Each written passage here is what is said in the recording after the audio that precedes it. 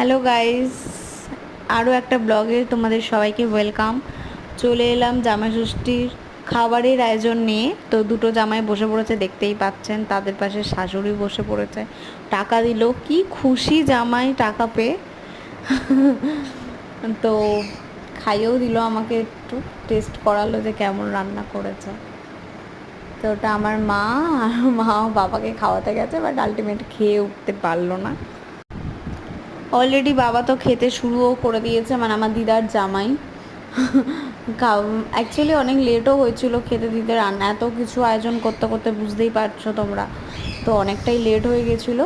তো শুরু আমার মানে আমার মায়েরও জামাই স্টার্ট করে দিয়েছে আলটিমেট খাবার।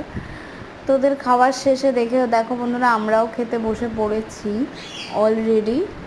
তো মা খাবার দিচ্ছিল, আর সত্যি কথা খাবারগুলো সত্যিই সুন্দর হয়েছিল, প্রত্যেকটা রান্না। তো চলো আজকের মতো টাটা, আবার নেক্সট ব্লগের জন্য তোমরা ওয়েট করো। চলো টাটা, বাই বাই।